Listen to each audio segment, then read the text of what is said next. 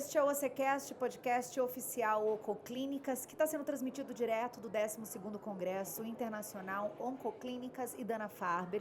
E o nosso objetivo aqui é discutir as principais tendências relacionadas à oncologia e neste episódio também a outras doenças, você vai já entender por quê. O meu nome é Carla Chaves e eu sou responsável por mediar essas conversas durante todo o evento. E agora eu recebo aqui no estúdio os doutores Felipe Prohaska, doutor Felipe Albim e o doutor João Basílio, para a gente falar sobre as novidades relacionadas a imunomediados, e por isso que eu falei de outras doenças. Inclusive eu já começo fazendo essa pergunta.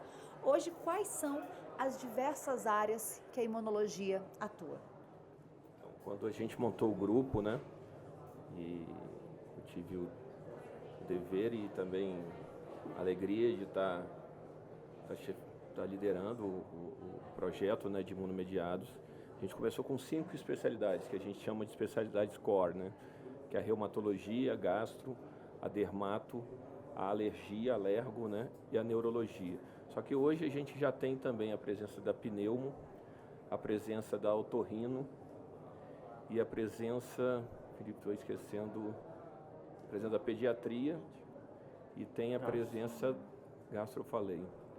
E tem... Querendo ou não, tudo é infecto também, né? Que a gente também faz imunoglobulina, né? E tem a presença da psiquiatria, né? Estão surgindo produtos, a gente acredita até que a depressão, que a ansiedade sejam correlacionados a mediadores inflamatórios também imunomediados.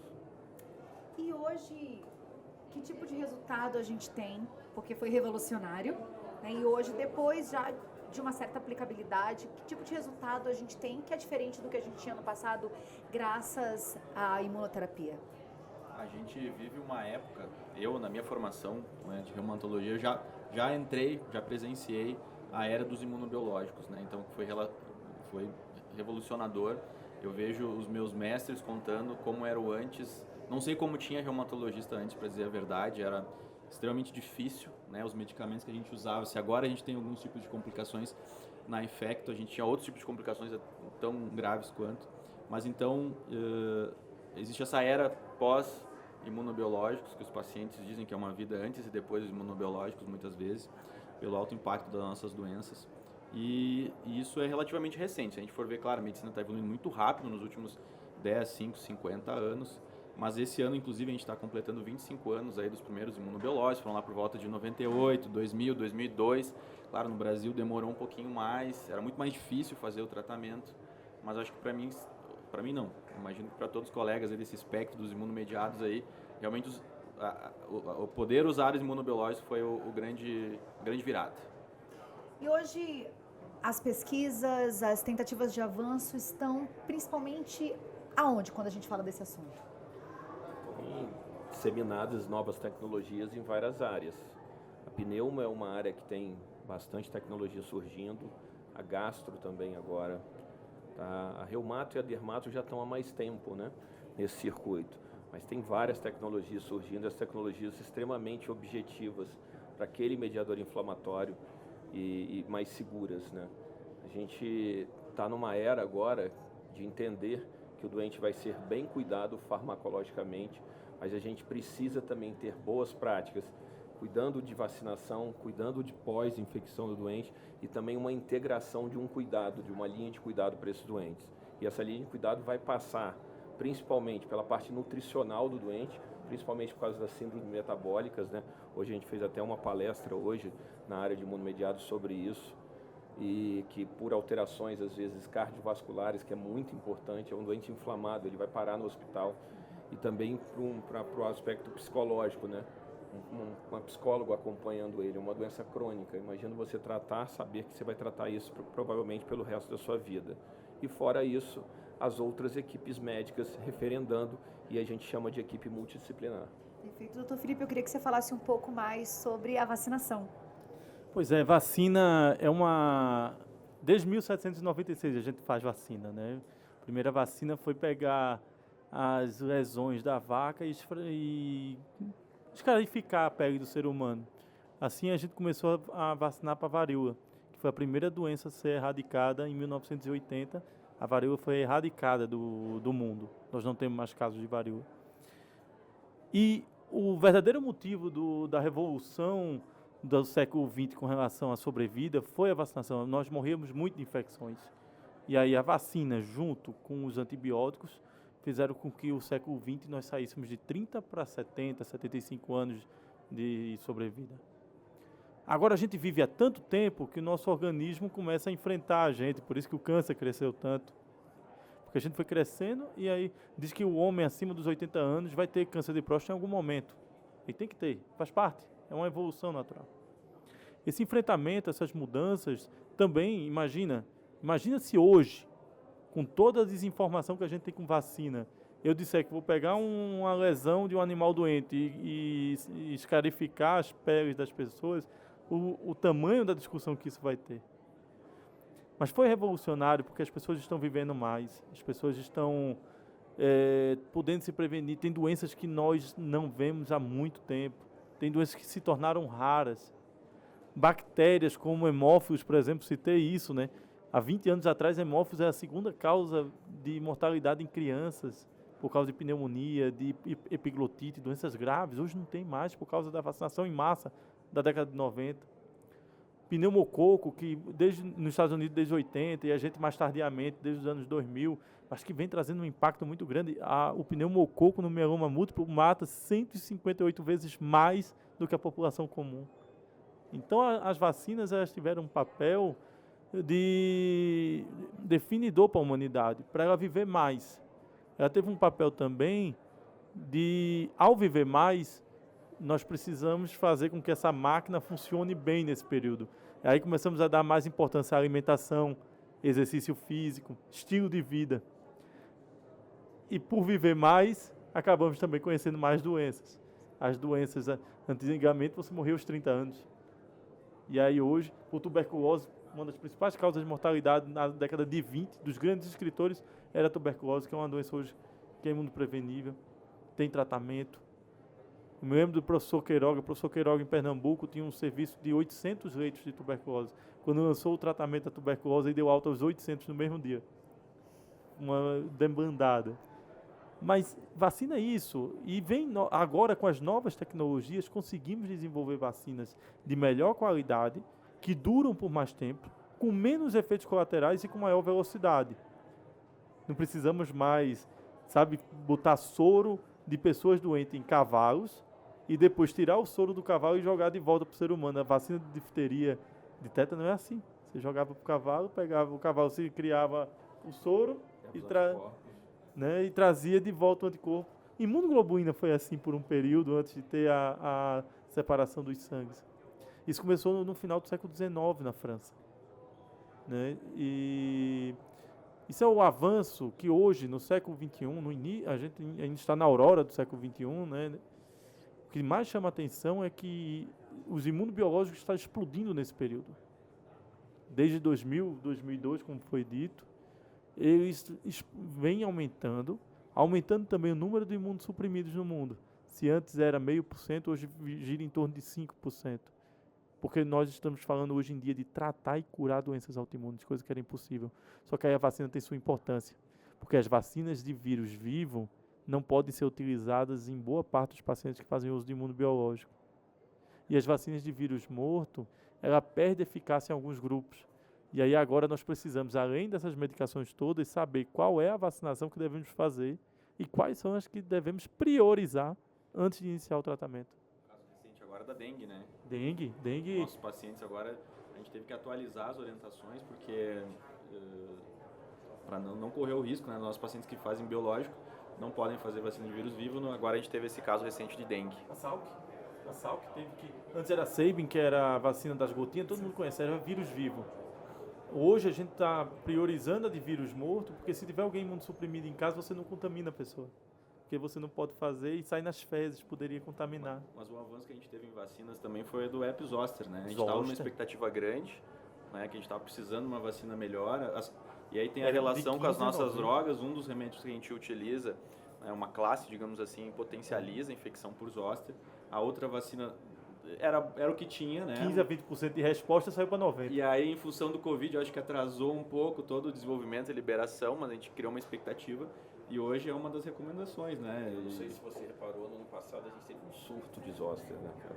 É. Muitos casos, e agora diminuiu. Com pessoas até mais novas, né? Porque Isso. antes era a partir de certa idade, muita gente com menos de 40 anos acabou Mas adquirindo. aí se tu quiser comentar, né, é que a gente estava falando antes aqui, os grupos de risco, não generalizar, né, o uso de certas drogas que a gente usa e as diferenças. Os nossos pacientes, por exemplo, são faixas etárias diferentes, não precisa Isso. esperar mais de 50 anos. Independente da idade, né? Os antiplasmocitários, né? Eu acho que essa é a grande classe. Quando junto os antiplasmocitários, que é muito utilizado na oncohematologia, é muito utilizado também nas doenças autoimunes, né? Esse grupo de medicações. O risco de zoster nele é altíssimo. E outra, ainda tem um problema, a recorrência, não só o zoster, mas aumenta a frequência dele surgir. Nós saímos de uma vacina que tinha 15 a 20% de proteção para uma vacina de 90% de proteção. E uma vacina também que, além de trazer proteção, além de ter menos toxicidade, vacina feita em laboratório, desenvolvida em laboratório para ter uma potencialidade maior, com segurança de fazer no paciente imunossuprimido, mas priorizando antes da medicação. Nós precisamos priorizar essa vacinação antes de iniciar o antiplasmocitário, porque a perda da efetividade depois que inicia o antiplasmocitário é muito grande. Então, o ideal é que você vacine de 15 a 30 dias antes. Então, vai fazer o quimioterápico? Vai. Vacina hoje, adianta a segunda dose e inicia o quimioterápico. Isso já está em prática? Isso já Se a tem gente sido desenvolveu a discussão, isso já existe na literatura, tem estudos na literatura, e nós criamos esse contexto hoje para as enfermeiras navegadoras. Teve um treinamento no Rio de Janeiro no início do ano para que, quando surgisse algumas medicações fossem a ser utilizadas, elas automaticamente já olhavam o cartão de vacina do paciente e já priorizavam quais vacinas ele deveria tomar. Você vê que essa é a evolução, né? Olhando de acordo com cada doença, mas principalmente com cada medicação que o doente está utilizando. São protocolos restritos para aquela área. Então isso é a gente está evoluindo, está entendendo como tratar o doente e como prevenir. Aí não fica uma ponta solta, como a gente fala, né? Porque Exatamente. eu sei que tem que ter esse cuidado. Linha de cuidado sabe que se o paciente manifestar alguma coisa, talvez lá no nosso centro de infusão, né? E nos centros que a gente tem o controle, a responsabilidade, a gente vai conseguir captar, se for o caso, inclusive de um paciente que não é vacinado, a gente pode, né, criar fluxos e protocolos para tentar prevenir o máximo possível os erros, né? Né, Felipe? Acontecia quando tinha uma regra geral, você acabava cometendo uma heterogeneia. Né? Determinadas pessoas que não precisavam daquilo causam reações às vezes. Não é sempre, não é 100% tudo, né? É porque chamava imunossuprimido tudo de igual, né? Exatamente. A gente chamava imunossuprimido e botava todo mundo na mesma cesta. Sim. E as imunossupressões são diferentes. E têm características diferentes e necessidades diferentes. E a gente tirar todo mundo dessa mesma cesta, me traz que tipo de resultado? Menos efeito colateral? Melhor resultado no tratamento? O que a gente tem na prática? Mais efetivos, né? Pontuais, né? Para aquele grupo que realmente tem necessidade de estar atuando. Você vai ter menos efeito colateral, menor custo, porque vai fazer menos medicações desnecessárias, menos vacinações desnecessárias. Imagina, uma vacinação de meningo B custa R$ 1.500, uma vacinação... Se você for fazer uma vacinação para um paciente adulto hoje, vai gastar em torno de R$ 2.000 a R$ 3.000. Agora imagine fazer e não ter efeito, porque foi feito no momento inadequado. Aí é que o custo também aumenta, além dos riscos e dos efeitos. Detalhes. Feito no momento certo, para o grupo certo, evitando um custo maior, prevenindo realmente o grupo que tem que se prevenir. E o mais interessante é que esse movimento inovador, assim, de linha de cuidado e tudo mais, fazendo dentro de uma companhia que caracteristicamente desenvolveu todo um trabalho, né, aí glorioso na parte da oncologia, e a gente está fazendo a imunologia nas doenças imunomediadas. Por quê? Porque não é o mesmo paciente. Exatamente, a gente não está pegando uma linha de cuidado pronta da oncologia, a gente está montando algo específico porque os pacientes são diferentes, os objetivos são diferentes, os cuidados são diferentes. Acho que faz todo sentido. A participação do Felipe aí, né, na nossa área aí hoje do congresso, das palestras, e olha só, inserindo ele, que é um infectologista, que trabalha com isso, que já entende bastante, que já trabalhava na oncologia, e é a gente aglutinando todas as áreas, porque é um doente, hoje, por exemplo, na minha área, que é dermato, na minha área de formação, a psoríase é uma doença sistêmica. Já não é mais considerado uma doença cutânea e depois não só uma doença cutânea e articular. É uma doença sistêmica, com alterações metabólicas super importantes. O paciente de psoríase, num todo, ele vive 2 anos a menos. Isso é um trabalho sueco que está determinado. Ele tem 40% maior risco de ter determinadas comorbidades até fatais do que um paciente normal, se não tratado. E nasceram especialidades que não existiam antes. Sim. Porque, querendo ou não, nós estamos discutindo novas especialidades. Vivenciar e enfrentar isso, prevenir tudo isso, é uma nova especialidade. Eu te digo, realmente, é uma... até durante a formação, quando eu era residente, isso não faz tanto tempo assim, não tinha um ambulatório de artrite psoriásica onde reumatos e dermatos trabalhavam juntos. Hoje em dia, na residência que eu sou preceptor também, a gente tem um ambulatório de artrite psoriásica. Então a gente vê até uma formação médica diferente, voltada para isso, né? Como está evoluindo, a gente não tem uma medicina de precisão a nível que a gente gostaria.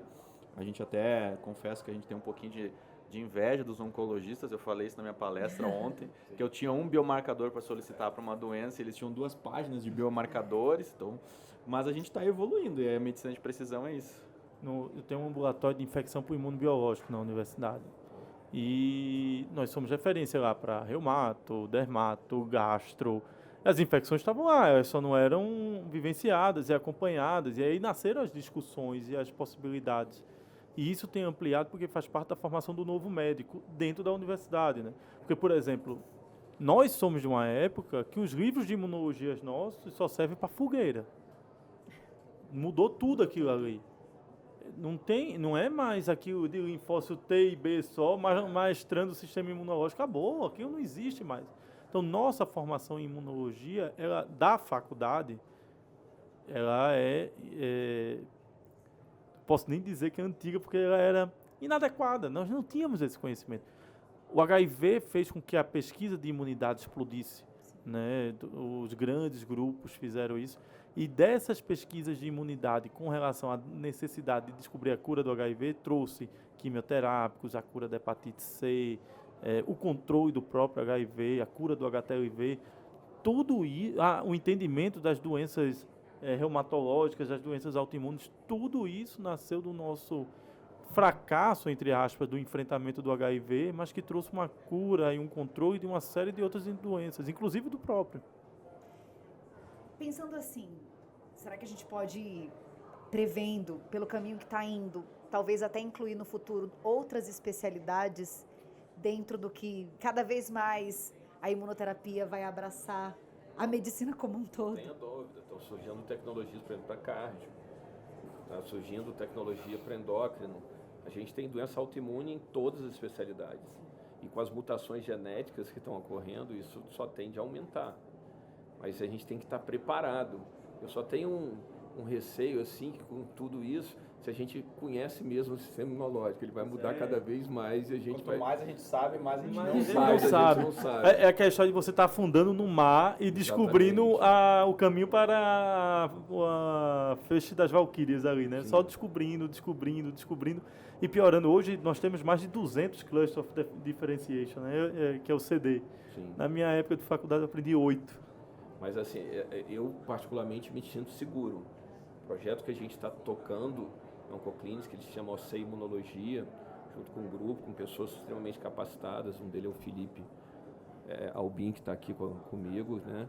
E tem Prohas, que é da parte infecciosa. A gente está juntando as células, né? Células inteligentes do grupo, e a gente está vendo um desfecho, um resultado positivo. A gente não vê pacientes maltratados, muito pelo contrário. E aí, dentro da linha de cuidado, a gente pensando no indicador clínico, aonde a gente está querendo chegar, né? Chegar em mensurar a atividade inflamatória da doença, criteriosa em cada CID, e também mensurar remissão. Tá? Ontem foi até discutido na palestra lá, e aí eu desconheço cura, né? Eu só conheço cura em doença autoimune agora através de CAR-T, né? CAR-T-cell para lúpus, né? E aí não é tratamento com imunobiológico. Então, assim, mas eu acho que a gente vai chegar nisso também em relação ao imunobiológico. Os nossos objetivos mudaram. Exatamente. Nos últimos anos, o objetivo da artrite reumatoide era não ter deformidades ou erosões ósseas, ou pelo menos poupar do uso de corticoide. Hoje em dia a gente está discutindo como melhorar a fadiga do paciente. Perfeito. Então, é muito além, né? Eu lembro um grande mestre que a gente tem lá no Rio Grande do Sul, o Dr. Mauro Kaisman, ele disse que a gente tinha que ter um consultório bem grande para poder passar as cadeiras de rodas. Né? Porque não tinha o que fazer, era anti-inflamatório. E agora não, felizmente o paciente pode ter uma vida normal. Às vezes, quando o paciente está tão bem tratado, às vezes ele até começa a se questionar, será que eu realmente tenho artrite? Esse é o mundo ideal, isso é o que a gente chama de remissão. Parece que não tem nada, e é assim que a gente quer. O Felipe puxou um exemplo assim, eu lembrei de 2, né? Rapidamente, muito recente. Antes de vir para cá para o congresso, eu gravei, na verdade, fiz uma gravação, mas que vai sair por escrito, né? Para um jornal, e falando sobre o que é o cuidado da doença autoimune. E aí depois fizeram entrevista com um paciente, e é um paciente de artrite reumatoide, onde ele não tinha vida. E ele falou, eu vivia doente, eu não conseguia nada. E depois, com uma equipe multidisciplinar, cuidando não só da parte do medicamento, mas também de toda a equipe cuidando de mim, hoje eu me sinto uma pessoa normal, fazendo exercício, me alimentando bem, ele super feliz. E hoje também na palestra, a gente falando sobre hidroadenite com correlação com doença inflamatória intestinal, uma pessoa da palestra presente falou que tinha hidroadenite, que a vida dela mudou e se emocionou, então o cuidado dela. Então a gente vê isso na realidade. Por mais casos assim, né, de sucesso. Aí adivinha quem é que fez o diagnóstico? O reumatologista, né? Todo mundo tá vindo na nossa onda aí, né? Doutores, muito obrigada pela participação. Bom congresso para os senhores. E o nosso próximo assunto do OCCast é pesquisa clínica. Amanhã, às 10 horas da manhã. Até lá.